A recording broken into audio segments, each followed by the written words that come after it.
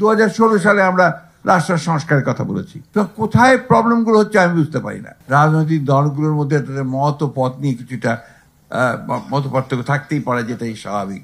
আমরা গণতন্ত্রকে চর্চা করতে গিয়ে প্রতি পদে পদে বাধা পেয়েছি। আমাদের বাংলাদেশের যে জাতীয় নিরাপত্তা, সেই নিরাপত্তাকে রক্ষা করার ব্যাপারে বাংলাদেশের জনগণ ঐক্যবদ্ধ আছে, এই ব্যাপারে আমরা একমত। এখানে যে বলা হয়েছে, যে অনেকেই বলতে চেষ্টা করেছেন যে জনগণের মধ্যে আপনার কিছুটা বিভেদ আছে, বিভাজন আছে, সেটা জনগণের মধ্যে নেই। আমার মনে হয় রাজনৈতিক দলগুলোর মধ্যে তাদের মত ও পথ নিয়ে কিছুটা মত পার্থক্য থাকতেই পারে, যেটাই স্বাভাবিক। বাংলাদেশের মানুষ সবসময় কিন্তু আপনার ঐক্যবদ্ধ থেকেছে প্রয়োজনের সময়। প্রতিটি ক্রান্তিকালে, প্রতিটি সংকটে বাংলাদেশের মানুষ ঐক্যবদ্ধ হয়ে তারা বাংলাদেশের নিরাপত্তা রক্ষা করেছে, বাংলাদেশকে রক্ষা করেছে। আপনারা সেই তিতুমিরের সময় থেকে শুরু করেন, একেবারে 24 পর্যন্ত আসেন। প্রতিটি সময় বাংলাদেশের মানুষ রুখে দাঁড়িয়েছে, ঐক্যবদ্ধ হয়ে দাঁড়িয়েছে তাদের প্রত্যেকটি জাতীয় স্বার্থ রক্ষা করার জন্য। 52 ভাষা আন্দোলন বলেন, 69-এর গণ অভ্যুত্থান বলেন, 70-এর নির্বাচন বলেন, 71-এর মুক্তিযুদ্ধ বলেন, সর্বক্ষেত্রে মানুষ এক হয়ে লড়াই করেছে তাদের নিজের জাতীয় স্বার্থ রক্ষা করার জন্য। সুতরাং আমি এটাকে মনে করি যে এটা আমাদের কাছে ঠিক একটা বড় সমস্যা বলে আমি মনে করি না। বাংলাদেশের মানুষ ঐতিহাসিকভাবে তারা ঐক্যবদ্ধ থাকে তাদের প্রয়োজনের সময়। মূল ব্যাপারটা হচ্ছে যে আসলে জনগণকে আপনাকে ক্ষমতায়িত করতে হবে, জনগণের সার্বভৌমত্বকে নিশ্চিত করতে হবে।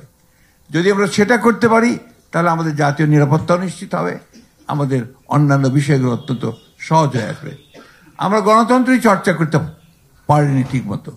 আমরা গণতন্ত্রকে চর্চা করতে গিয়ে প্রতি পদে পদে বাধা পেয়েছি। সেই জায়গায় আজকে আমাদেরকে একমত হতে হবে। আমার ধারণা যে আমরা সবাই এই ব্যাপারে একমত হয়েছি, এবং অনেকে নেতিবাচক কথা বলছেন, আমি কিন্তু খুব ইতিবাচক দেখতে পাচ্ছি সামনে। বাংলাদেশের মানুষ তর্ক করছে, বিতর্ক করছে, আলোচনা করছে, এবং তার মধ্য দিয়ে কিন্তু তারা একটা জায়গায় এসে পৌঁছচ্ছে।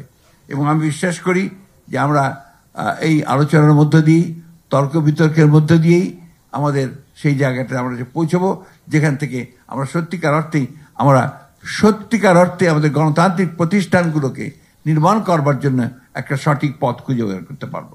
এখানে খুব ইম্পর্টেন্ট কথা যেটা সেটা আমরা মনে করি, যেটা সবাই বলেছেন, আসলে ডেমোক্রেটিক ইনস্টিটিউশনসগুলোকে আমাকে শক্তিশালী করতে হবে, এবং এটাকে শক্তিশালী করতে যদি পারি তাহলে আমি জাতীয় নিরাপত্তাকেও আমি নিশ্চিত করতে পারবো, এবং আমার অন্যান্য বিষয়গুলোকে আমি সামনের দিকে এগিয়ে নিয়ে যেতে পারবো।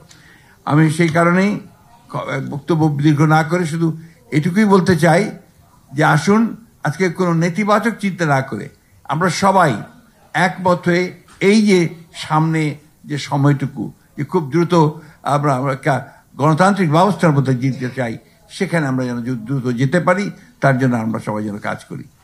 প্রশ্নটা হচ্ছে গণতন্ত্রে ফিরে যাওয়া, প্রশ্নটা হচ্ছে গণতন্ত্রে উত্তরণ ঘটানো, প্রশ্ন হচ্ছে যে গণতান্ত্রিক রাষ্ট্র ব্যবস্থা চালু করা। আপনারা রাষ্ট্র ব্যবস্থা মেরামতের কথা আমরা বলেছি, এটা তো অনেক আগেই বলেছি।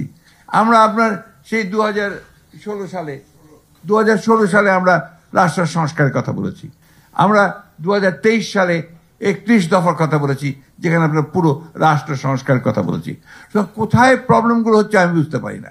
আমার কাছে মনে হয় যে আমাদের চিন্তাভাবনার মধ্যে এই জায়গাটাতে আমাদের এক হওয়া দরকার, যে আমরা সবাই এক হয়ে আমাদের রাজনৈতিক দল, যেহেতু আমরা গণতন্ত্রে বিশ্বাস করি, আমাদের তো বিভিন্ন মত থাকবেই, সেই মতগুলোকে আমরা এক জায়গায় নিয়ে এসে আমরা অন্তত এক জায়গায় আসি, গণতন্ত্রে ফিরে যাব, একটা জনগণের ক্ষমতায়ন করব, জনগণের ক্ষমতা জনগণকে ফিরিয়ে দেব, সে তার ভোট প্রদানের মধ্য দিয়ে তার সেই মতকে প্রতিষ্ঠিত করবে, এবং সত্যিকার অর্থেই একটা গণতান্ত্রিক রাষ্ট্র ব্যবস্থা প্রতিষ্ঠা করবে।